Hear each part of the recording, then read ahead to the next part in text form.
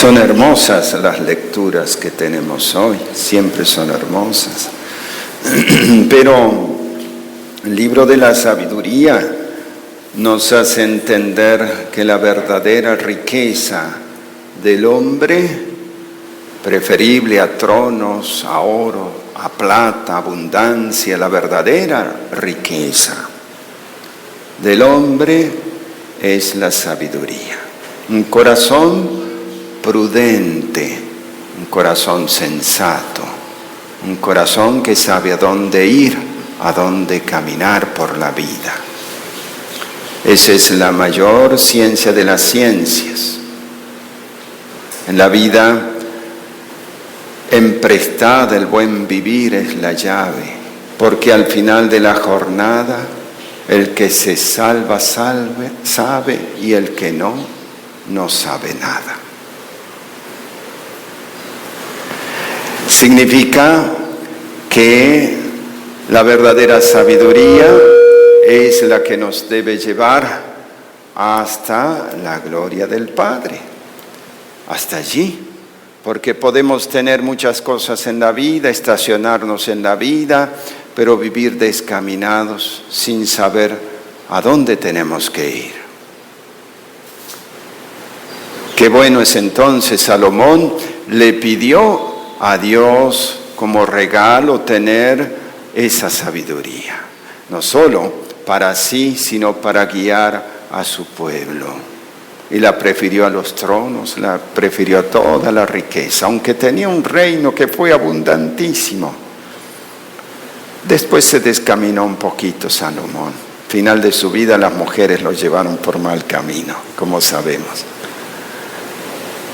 Pero esto es lo más importante, entender que nuestra petición fundamental es esa. Caminar en el camino de la sabiduría sabiendo que todas las cosas son pasajeras, que al final todo tenemos que dejar.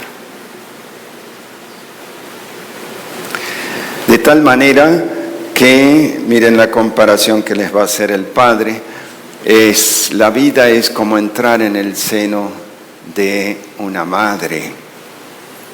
En realidad es entrar en el seno de la Madre Iglesia, que es como una madre para vivir con el cordón umbilical de la gracia que Dios nos da para poder crecer a lo largo de la vida, ser gestados a lo largo de la vida, que es una gestación ya diríamos consciente nuestra, porque también necesitamos de ese cordón umbilical de la gracia, pero somos conscientes que nosotros debemos crecer, cosa que un niñito cuando está por nacer, pues no tiene conciencia de su realidad. Nosotros sí, a lo largo de la vida, tenemos conciencia.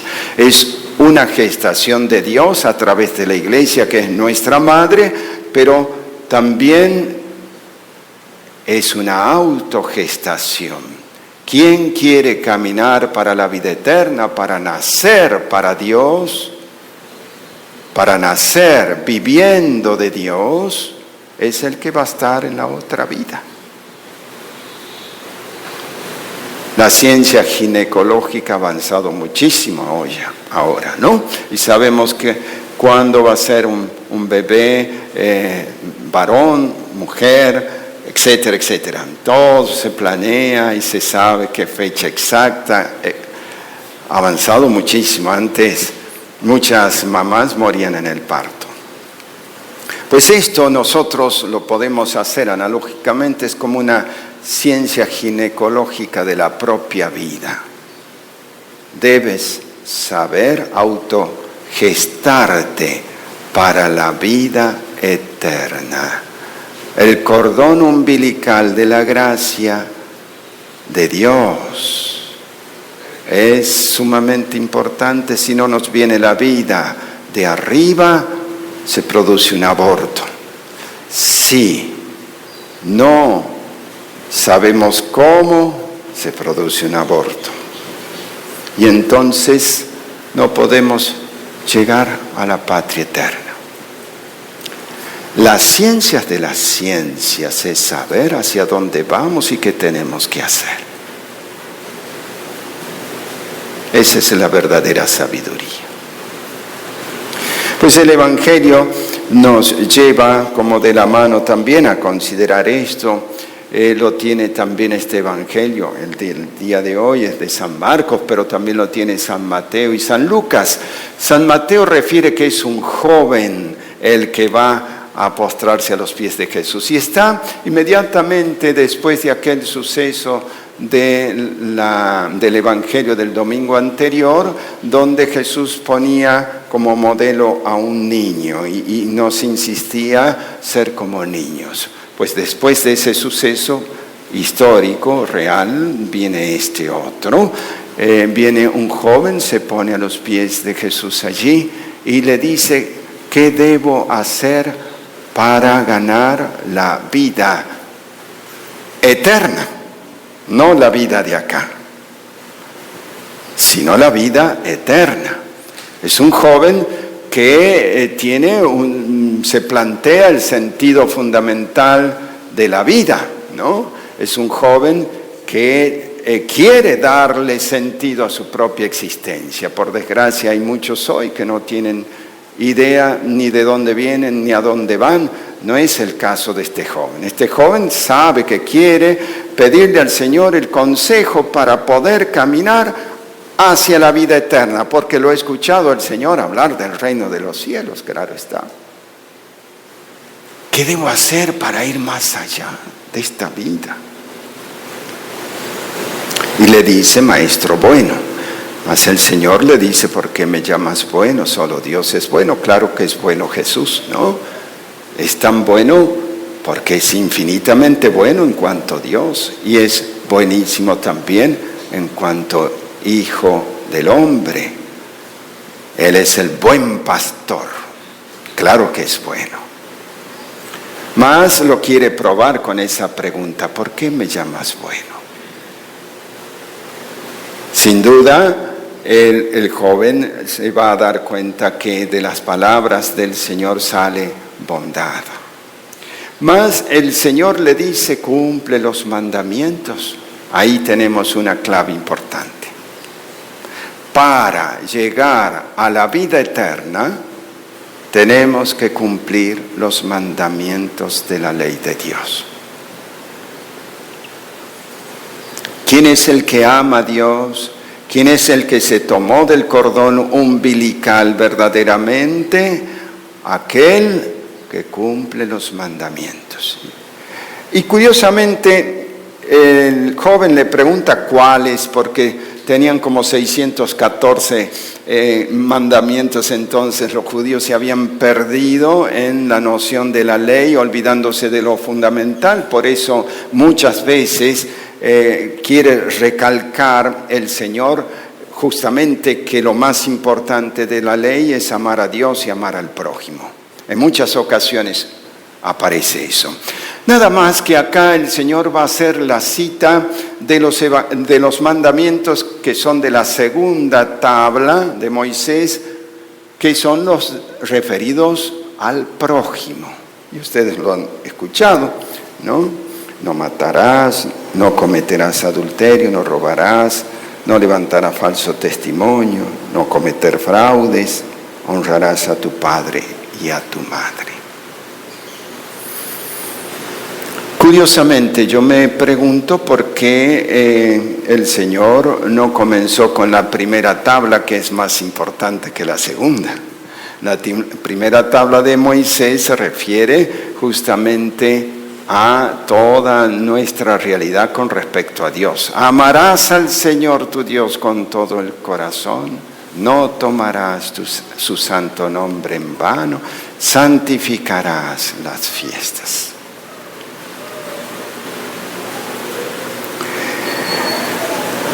Probablemente digo yo que el Señor no quiso evidenciar el pecado de este joven, un pecado oculto, porque frente a la sabiduría descubre los pensamientos e intenciones del corazón. Jesucristo, que es la suprema sabiduría, sabía que en ese jovencito había algo escondido. A pesar de que era un buen joven, pide criterio de vida eterna, cumple los mandamientos referidos al prójimo, todo eso lo he cumplido desde joven, dice él. Pero falta algo en su corazón. ¿Qué habrá en el corazón de ese joven? Cumple los mandamientos, al menos los mandamientos referidos al prójimo, pero ¿qué hay de oculto que a la sabiduría de Jesucristo no se le oculta porque Él ve en profundidad todos nuestros pensamientos? Nada le podemos ocultar en nuestro corazón. El Señor ve que su corazón está distraído, que su corazón está en lo que podríamos referir las preocupaciones de este mundo y, por qué no decirlo, a lo mejor con alguna idolatría a las cosas o bienes de la tierra. Entonces, el Señor le va a decir que para ser perfecto te falta una cosa. No es perfecto todavía, aunque el camino de los mandamientos ya nos pone justamente en nuestro destino. Pero además, para ser perfecto no debe haber ninguna idolatría en nuestro corazón. Y este joven tenía algo, un mal hábito a las riquezas. Las riquezas de por sí no es que sean malas, sino es tener amor a las riquezas y vivir pensando en ellas y vivir acomodándose en la tierra con los bienes temporales. Puede ser tanto de ricos como de pobres esa idolatría, porque aquel que es pobre y vive pensando nada más que en tener, pero se olvida de Dios, también está desordenado en su corazón, por más que no tenga ni un céntimo. Aquel que tiene riquezas, pero que sabe usarlas, porque no ha acaparado su corazón estos bienes temporales y sabe ser generoso, dadivoso con el prójimo, no acumula riquezas para sí, sino que Dios le ha dado y él sabe administrarlas para hacer beneficencia a los pobres, porque estima que todos los bienes que tiene se los ha dado el de arriba. Todo viene de arriba. Tu salud, tus bienes, todo. Entonces el que tiene, porque Dios se lo ha dado, le pide que sea un buen administrador de esas riquezas sin estar con su corazón idolatrando para sí y teniendo para sí todo aquello. Estamos muy lejos del discurso aquel de la teología de la liberación, de los ricos y de los pobres. No tiene nada que ver nuestro discurso con eso, que por desgracia se ha utilizado tan mal en muchos zambones y en muchas... la teología de la liberación ha hecho estragos. ¿Por qué? Porque ha politizado el Evangelio.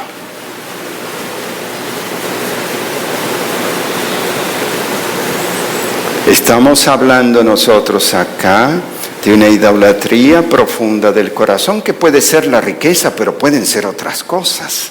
Podemos a lo mejor ser idólatras no solo con los bienes temporales, con el sexo, con nuestro cuerpo, con, los placeres, vivir para los placeres. Vivir acomodados en este mundo con desórdenes en nuestro corazón es una manera de idolatría, y eso lo ve Jesús y nos dice, no está bien. Para poder vivir plenamente del Evangelio, cumplimos los 10 mandamientos, debemos amar a Dios, debemos amar al prójimo. En primer lugar, eso nos encamina. Pero lo segundo, miren qué importante, este joven había sido invitado por Jesucristo para seguirlo más de cerca, es decir, para seguirlo en la pobreza.